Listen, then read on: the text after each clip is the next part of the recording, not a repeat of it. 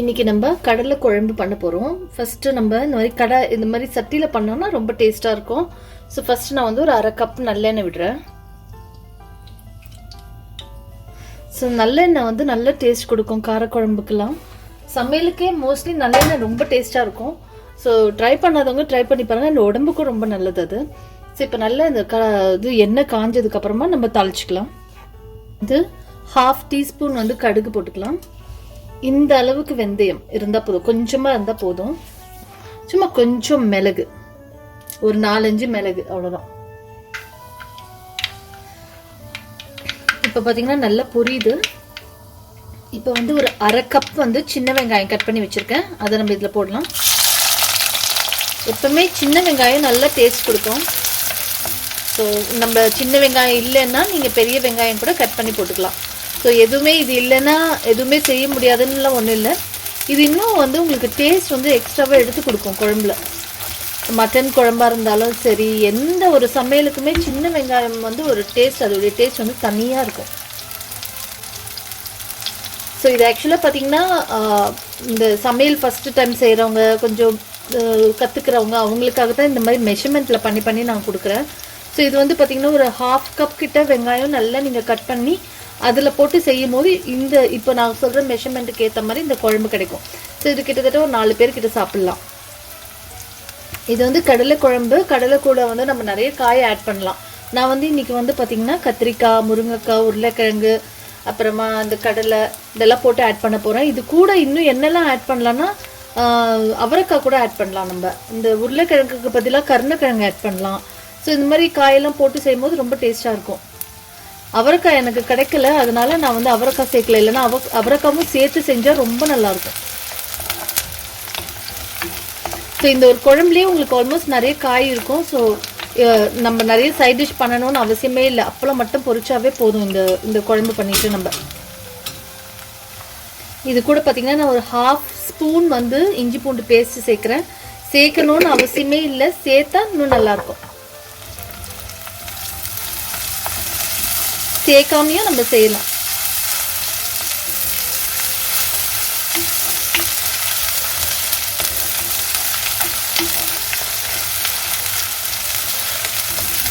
So கொஞ்ச நேரம் வதக்கிட்டு கொஞ்சம் அந்த ஸ்மெல், இஞ்சி பூண்டுடைய பச்சை ஸ்மெல்லு போனதுக்கப்புறமா அடுத்தது நம்ம ஆட் பண்ணிக்கலாம். இப்போ இது கூட நான் கொஞ்சம் கருவேப்பிலை சேர்க்குறேன். இது ஒரு 2 ஸ்ட்ரிங் இருக்கும் இந்த கருவேப்பிலெல்லாம் நம்ம எவ்வளோ சேர்த்தாலும் ரொம்ப நல்லா வாசனையாக இருக்கும். அதெல்லாம் தூக்கி போடாமல் எடுத்து சாப்பிடுங்க, ரொம்ப நல்லது. அது கருவேப்பிலெல்லாம் ரொம்ப நல்லது, நல்ல வாசனையும் கொடுக்கும் உங்களுக்கு. அடுத்தது பார்த்தீங்கன்னா 1 கப் அளவு தக்காளி கட் பண்ணி வச்சுருக்கேன் பொடிசா. நம்பர்ஸ் பார்த்தீங்கன்னா 2 தக்காளி. இது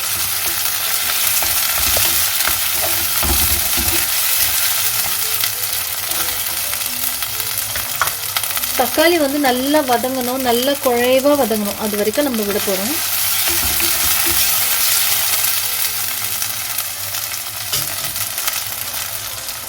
கொஞ்சமாக இந்த வெங்காயம் தக்காளி வதங்குற அளவுக்கு நம்ம உப்பு போட்டுக்கலாம். ஒரு 1/2 ஸ்பூன் இருக்கும் இந்த உப்பு.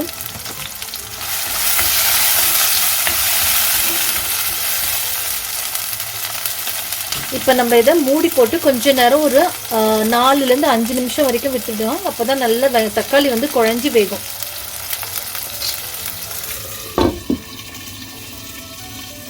அடுப்பை கொஞ்சம் ஸ்லோலியே வச்சுக்கோங்க. ரொம்ப ஸ்லோ வேண்டாம், ரொம்ப ஹையும் வேண்டாம், மீடியம்ல இருக்கட்டும். அப்போ கரெக்டாக இருக்கும் நம்மளுக்கு.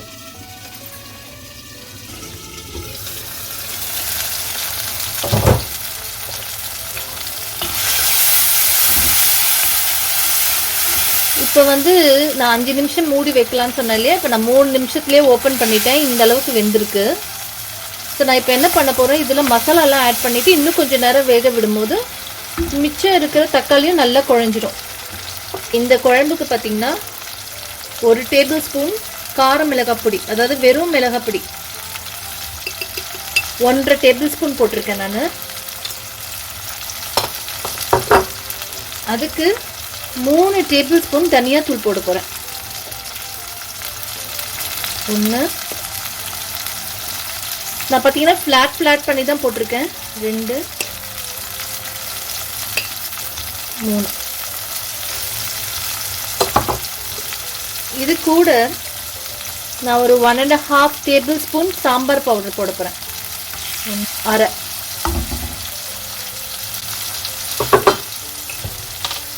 இது கூட மஞ்சள் தூள் வந்து ஒரு 1/2 டீஸ்பூன், ஒரு 1/2 டீஸ்பூன் வந்து உப்பு எல்லாம் கலந்துடலாம்.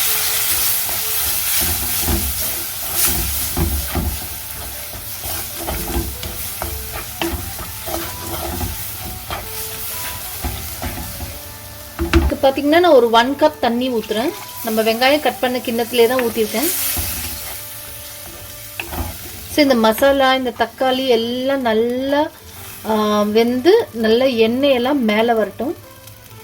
அது வரைக்கும் இதை அப்படியே விட்டுடலாம், மூடி போட்டுடலாம். நம்ம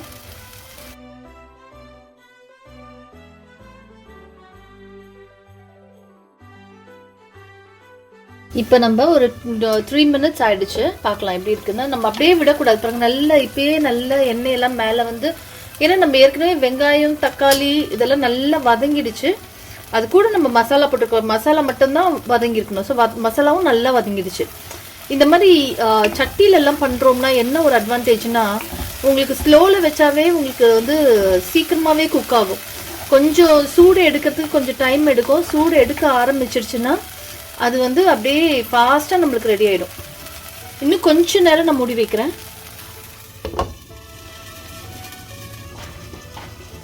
அதுக்குள்ளே நம்ம என்னென்ன காய் போட போகிறோன்றதை பார்த்துடலாம். பாருங்கள், நான் வந்து முருங்கைக்காய், கத்திரிக்காய், உருளைக்கிழங்கு கட் பண்ணி இந்த மாதிரி தண்ணியில் போட்டு வச்சுருக்கேன். இது எவ்வளோ போட்டிருக்கேன் அப்படின்னாக்கா, முருங்கைக்காய் ஒரே ஒரு முருங்கைக்காய் தான் கட் பண்ணி போட்டிருக்கேன். கத்திரிக்காய் வந்து ஒரு 3 கத்திரிக்காவை கட் பண்ணி போட்டிருப்பேன். இந்த மாதிரி பெருசு பெருசாக கட் பண்ணி போட்டுக்கோங்க, அப்போ தான் நல்லாயிருக்கும். இந்த மாதிரி ஷேப் இருக்கணும். அதுக்கப்புறமா உருளைக்கிழங்கும் ஒரே ஒரு உருளைக்கிழங்கு தான். இதுவும் நல்ல பெருசு பெருசாக நான் கட் பண்ணி வச்சுருக்கேன். ஸோ இந்த 3 காய், அவரைக்காய் இருந்தாலும் அவரைக்காவும் ஒரு இன்ச்சுக்கு ஏற்ற மாதிரி நீங்கள் கட் பண்ணி எடுத்துக்கோங்க. இல்லை நீங்கள் வந்து உருளைக்கிழங்குக்கு பதிலாக கருணக்கிழங்கு போட்டால் கருணக்கிழங்கும் வந்து ஒரு மாதிரி கொஞ்சம் நீட்டு வாக்கத்தில் இந்த மாதிரி நீட்டமாக கட் பண்ணி போட்டுக்கோங்க. கருணக்கிழங்கு இந்த மாதிரி நீட்டமாக வர மாதிரி. ஸோ அப்போ தான் காயெல்லாம் வேகத்துக்கு ஈஸியாக இருக்கும். இது கூடயே வந்து நான் வந்து கடலை வேக வச்சு வச்சுருக்கேன். இந்த மாதிரி பிளாக் கடலை. இதை வந்து நம்ம வந்து நைட்டே ஊற வச்சுட்டேன். நான் 1 கப்புக்கு வந்து 4 கப்பு தண்ணி ஊற்றி ஊற வச்சேன். நைட்டு ஊற வச்சோன்னா அது நல்லா இதுவாயிடுச்சு. அது கூட வந்து ஜஸ்ட் ஒரே ஒரு கப் தண்ணி ஊற்றி ஒரு 2 விசில் வேக வச்சு எடுத்து வச்சிருக்கேன். பாருங்க நல்லா வெந்திருக்கு. இது பாருங்க நல்லா வெந்திருக்கு. ஸோ இதுதான் நம்ம இப்போ இதில் ஆட் பண்ண போகிறோம் கடலை. இது வந்து என்ன பார்த்தீங்கன்னா, இப்போ நான் வந்து 1.5 கப்பு கடலை வேக வச்சு எடுத்திருக்கேன். அதை நான் யூஸ் பண்ண போகிறேன். இது கூடவே ஒரு 1/8 கப் கடலை வந்து நான் தனியாக எடுத்து வச்சிருக்கேன். இது நான் என்ன பண்ண போறேன்றது நான் கடைசியில் காட்டுறேன் நான். ஸோ இப்போ நம்ம போட போகிறது வந்து 1.5 கப்பு கடலை தான் இதில் போட போகிறோம். இது வந்து கொஞ்சம் கடலையை வந்து வேக வச்ச கடலையே கொஞ்சமாக எடுத்து வச்சுக்கோங்க. ஒரு 1.5 டேபிள் ஸ்பூன் கிட்டே இருக்கும். இது கொஞ்சமாக எடுத்து வச்சுக்கோங்க. இப்போ நம்ம இதை ஓப்பன் பண்ணி பார்த்துடலாம். இப்போ பார்த்தீங்கன்னா தெரியும், நல்ல ஆயில் எல்லாம் நல்லா வெளியில் வந்து நல்லா இருக்கு பாருங்க அப்படியே. ஸோ இப்போ வந்து நம்ம என்ன பண்ணலாம், காயெல்லாம் சேர்த்துடலாம்.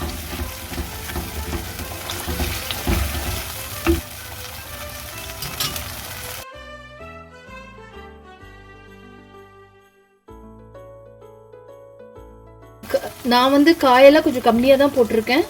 வேணும்னா நீங்க எந்த காய் ரொம்ப பிடிக்குதோ அதை நீங்க ஜாஸ்தி பண்ணிக்கோங்க. இது கூட நீங்க கடலையை வேக வச்ச தண்ணி கூட நீங்க ஆட் பண்ணிக்கலாம். நான் வந்து கொஞ்சமா தான் வேக வச்சிருந்தேன் தண்ணி. ஸோ அதனால நான் அது அப்படியே கரெக்டாக ஆயிடுச்சு எனக்கு. ஸோ நீங்க இந்த கடலை தண்ணி நிறைய போட்டு வேக வச்சிங்கன்னா அந்த தண்ணியும் நீங்க ஆட் பண்ணிக்கலாம். இப்போ பாருங்க, நான் காமிச்ச அந்த 1 கப் போடுறேன். இதுல 1.25 கப்பு தான் வந்திருக்கு. 1.5 கப்பு கூட இல்லை, 1.25 கப்பு. இதுல இருந்து ஒரு 1/8 கப் வந்து நான் எடுத்து தனியாக வச்சுருக்கேன். நான் சொன்னேன்ல தண்ணி இவ்வளோதான் வந்திருக்கு எனக்கு. ஸோ அந்த தண்ணியையும் நான் இதுலேயே ஊற்றிடுறேன். இவ்வளோதான் தண்ணி. ஸோ இதையும் போட்டுட்டு இது கூடவே ஒரு 5 பூண்டு வந்து நான் கட் பண்ணி வச்சுருக்கேன். பெரிய பூண்டாக இருந்துச்சு, அதனால் நான் கட் பண்ணி வச்சுருக்கேன். அதையும் போட்டுக்கலாம். போட்டுட்டு நல்லா மிக்ஸ் பண்ணி விட்டுக்கோங்க. புளி வந்து பார்த்தீங்கன்னா ஒரு சின்ன நெல்லிக்காய் அளவு புளி இருந்தால் போதும். ரொம்ப புளி போடணும்னு இல்லை. இது கூட மாங்காய் கூட போடலாம் நம்ம. நான் ரொம்ப புளிப்பு போடணும்னு அவசியம் இல்லை. நம்ம ஏன்னா இதுக்கு வந்து தேங்காயெல்லாம் அரைச்சி விட போகிறோம். ஓரளவுக்கு புளி இருந்தால் போதும். நான் பாருங்க இந்த அளவுக்கு ஊற வச்சு வச்சிருக்கேன். இது எவ்வளோ தண்ணி வருதுன்னு நான் உங்களுக்கு அப்புறமா மெஷர்மெண்ட்டோடு காட்டுறேன். இப்போ இது வந்து என்ன பண்ணலாம், நம்ம அப்படியே இன்னும் கொஞ்சம் தண்ணிக்குன்னு எதுவுமே ஆட் பண்ணலை. அப்படியே நான் கொஞ்சம் நேரம் மூடி வைக்க போகிறேன். ஒரு 5 நிமிஷம் நம்ம அப்படியே மூடி வச்சிடலாம். கொஞ்சம் வதங்கட்டும். காயெல்லாம் இந்த மசாலாவோட வேகும் போது இந்த மசாலாலாம் அப்படியே இழுக்கும், நல்லா அந்த இதெல்லாம் ஊறி வரும். ஸோ அதனால இது கொஞ்சம் நேரம் வேகட்டும். இப்போ நம்ம என்ன பண்ண போகிறோம், தேங்காய் மசாலான்னு ஒன்று அரைக்க போகிறோம். ஸோ அது என்னென்னலாம் நான் போட்டு அரைக்க போகிறேன்னு சொல்லி நான் காட்டுறேன். இப்போ பார்த்தீங்கன்னா இந்த மிக்சியில் 1/3 கப் தேங்காய், துருவின தேங்காய், அதை வந்து இதில் ஆட் பண்ணிக்கலாம். இதை ஆட் பண்ணிட்டு கொஞ்சமா தண்ணி விட்டு நான் கொஞ்சமா அரைச்சி எடுத்துட்டு வர போறேன். அதுக்கப்புறமா நான் என்ன ஆட் பண்றேன்றதை காட்டுறேன். இந்த பாருங்க, இந்த தேங்காய் கூட வந்து நான் கொஞ்சமா தண்ணி, அவ்வளவுதான். இப்போ வந்து இதை வந்து அரைச்சி எடுத்துட்டு வரேன் நான். இப்போ பார்த்தீங்கன்னா தெரியும், நான் தேங்காய் வந்து அரைச்சி எடுத்துட்டு வந்திருக்கேன். இது கூட வந்து நம்ம ஏற்கனவே நான் சொன்னேன் இல்லையா, நம்ம கொஞ்சமா நம்ம இந்த கடலை எடுத்து வச்சிருக்கோம் இல்லையா, 1/8 கப் சொன்னல, கிட்டத்தட்ட ஒரு 1.5 டேபிள் ஸ்பூன் கிட்ட இருக்கும். ஸோ அதையும் இதில் ஆட் பண்ணிக்கலாம். நம்ம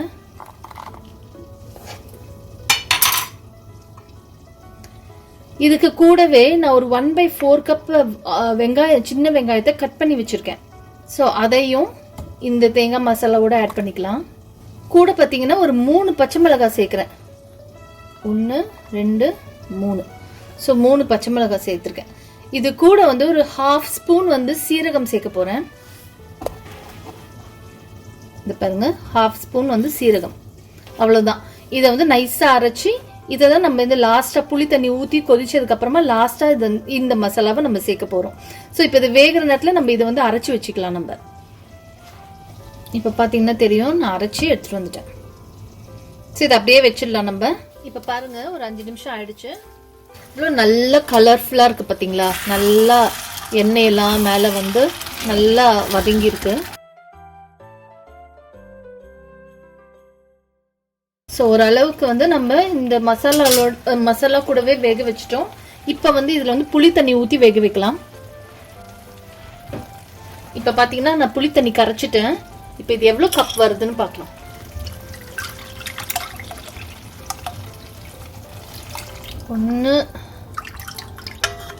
ஜஸ்ட் 1.25 அவ்வளோதான். நல்லா திக்காக கரைச்சிருக்கேன், ரொம்ப தண்ணியாக கரைக்கல.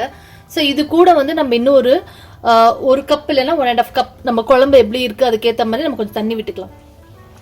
கரைச்ச புளி மிச்சம் இப்படி இருக்கு வச்சிருக்கேன் நான். சப்போஸ் புளிப்பு பத்தலைன்னா நம்ம இன்னும் கொஞ்சம் கரைச்சி ஊற்றிக்கலாம். இப்போ இந்த புளி கரைச்ச பாத்திரத்திலேயே தண்ணி ஊற்றி 1 1.5 கரெக்டாக இருக்கும். இந்த ஸ்டேஜில் நம்ம உப்புலாம் செக் பண்ணிட்டு மூடி விட்டுடலாம். அப்படியே அது நல்லா எல்லாம் வெந்து குழம்பு கொஞ்சம் சுண்டி வரணும். ஸோ இப்போ நம்ம வந்து உப்பு செக் பண்ணிக்கிட்டோம்னா கரெக்டாக இருக்கும். எனக்கு பார்த்தீங்கன்னா உப்பு பத்தலை, நான் கொஞ்சம் உப்பு போடுறேன். ஒரு 1 ஸ்பூன் போடுறேன், 1.5. நீங்கள் வந்து என்னுடைய மெஷர்மெண்ட்டுக்கு ஏற்ற மாதிரி உப்பு பண்ணி போட்டுக்காதீங்க. நீங்கள் வந்து செக் பண்ணிவிட்டு டேஸ்ட் பண்ணி பார்த்துட்டு அதுக்கேற்ற மாதிரி உப்பு போடுங்க. உப்பு ஜாஸ்தி ஆயிடுச்சுன்னா ஒன்றுமே பண்ண முடியாது. ஸோ பார்த்துக்கோங்க, கம்மி ஆயிட்டாவது நம்ம திருப்பி ஆட் பண்ணிக்கலாம். ஸோ இப்போ நல்லா கலந்தாச்சு. நான் ஒரு வாட்டி செக் பண்ணிக்கிறேன் உப்பு. இப்போ கரெக்டாக இருக்குது. இப்போ மூடி வச்சிடலாம். நம்ம மூடி வச்சுட்டு நல்லா கொதிச்சுட்டு வரட்டும். ஒரு 5லேருந்து 10 நிமிஷம் வரைக்கும் வேகட்டும். இப்போ பார்த்தீங்கன்னா ஒரு 5 நிமிஷமாக கொதிச்சிட்ருக்கு. நம்ம இப்போ பார்க்கலாம் எப்படி இருக்குன்னு. இன்னும் கொஞ்சம் நேரம் வைக்கணும் நம்ம. அதுக்கு முன்னாடி நம்ம தேங்காய் மசாலா அரைச்சோம் இல்லையா, அதையும் விட்டுடலாம். இதில் அது இப்போ வந்து எல்லா காயும் சேர்ந்து கொதிக்கும் போது நல்ல வாசனையாக இருக்குது. இப்போ இந்த தேங்காய் மசாலா நம்ம போடும்போது அப்பவும் நல்ல வாசனை வரும். அது ஒரு நல்லா இருக்கும். நீங்கள் போட்டு பார்த்தீங்கன்னா தெரியும். ஸோ இப்போ நான் அரைச்சதை வந்து நம்ம எடுத்து வச்சுருக்கேன். இந்த மிக்சியில் அந்த தண்ணியை வச்சுருக்கேன் நான்.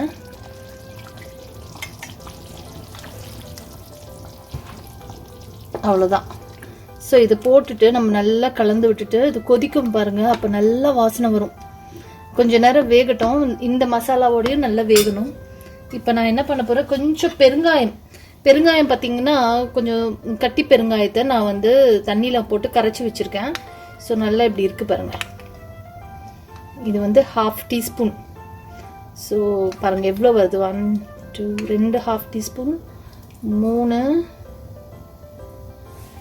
4. ஸோ 4 டைம்ஸ் போட்டிருக்கேன் இந்த 1/2 டீஸ்பூனில். ஸோ பெருங்காயம் இப்படி போட்டிங்கன்னா நல்லா வாசனை வரும்.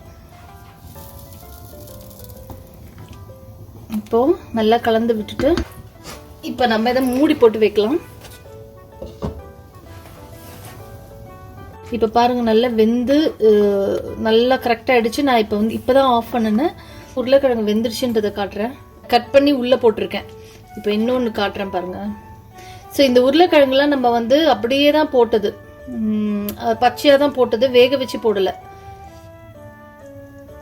இந்த பாருங்கள் நல்லா வெந்திருக்கு. ஸோ இதுதான். ஸோ நம்ம குழம்பு ரெடி ஆகிடுச்சு. நான் வேறு என்ன சொன்னேன், இதுதான் சொன்னேன். அதாவது ஏற்கனவே நம்ம வேக வச்சு நம்ம போட்டோம்னா அது சீக்கிரமாக வெந்துடும். அப்போ மற்ற காயெல்லாம் வேகிறதுக்கு லேட் ஆகும். அப்போ அது ரொம்ப குழஞ்சி போயிடும். அதனால நம்ம என்ன பண்ணுவோம், எல்லா காயோடு சேர்த்து பொட்டேட்டோவும் அப்படியே போட்டால் நல்லாயிருக்கும். இது இந்த மசாலாவோட ஊறி வரும்போது அவ்வளோ நல்லாயிருக்கும். பார்த்தீங்கன்னா உங்களுக்கே தெரியும் குழம்பு நல்லா கரெக்டாக வெந்துருச்சு. இப்போ ஆஃப் பண்ணியாச்சு. இப்போ வந்து நான் வந்து வடகம் வச்சு தாளிக்க போகிறேன். எப்பவுமே குழம்போ சாம்பாரோ கீரையோ எல்லாத்துக்குமே வடகம், மீன் குழம்பு இதுக்கெல்லாம் வந்து வடகம் தாளிச்சு போட்டால் அவ்வளோ நல்லாயிருக்கும். ஸோ நெக்ஸ்ட் இப்போ நம்ம குழம்பு ரெடி ஆகிடுச்சு. கொத்தமல்லியும் தூவிட்டேன். நான் வடகம் தாளிச்சிடலாம். ஒரு சின்ன பேன் எடுத்துட்டு கொஞ்சமாக எண்ணெய், அதாவது ஒரு டேபிள் ஸ்பூனாவது 2 டேபிள் ஸ்பூனாவது எண்ணெய் விடுங்க, நல்லாயிருக்கும். இது பாருங்க, இதுதான் வடகம். தெரியாதவங்களுக்கு நான் காட்டுறேன். இது வந்து வீட்லேயே பண்ணது. எங்கள் அம்மா பண்ணி கொடுத்தாங்க எனக்கு ஊர்லேருந்து வரும்போது. அவங்க வந்து நான் அவங்கள வச்சு உங்களுக்கு இது எப்படி செய்யறதுன்னு நான் கரெக்டாக காட்டுறேன். நான் தூள் தான் எடுத்து போடுறேன். நான் உடைக்கலை. ஃபுல் உருண்டையை வந்து உடைச்சி போடலை. தூள் எடுத்து போடுறேன். இது கூட கொஞ்சம் கருவேப்பிலை, ஒரு 3 காஞ்ச மிளகாய், அவ்வளோதான். நம்ம ஏற்கனவே பெருங்காயம் போட்டுட்டோம். நீங்கள் போடலைன்னா இந்த ஸ்டேஜில் கூட பெருங்காயம் போட்டுக்கலாம். வேணும்னா கூட போட்டுக்கலாம் தூள் பெருங்காயம். இப்போ பெருங்காயம் வாசனை நல்லா இருக்கும்.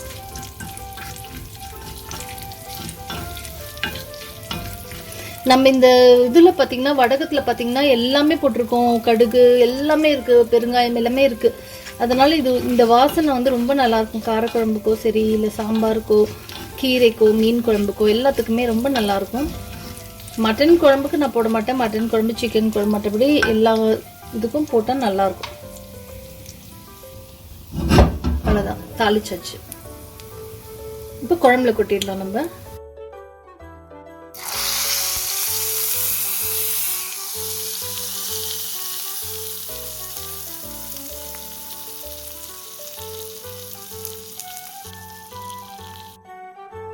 நம்மளுடைய சூப்பரான குழம்பு ரெடி ஆயிடுச்சு.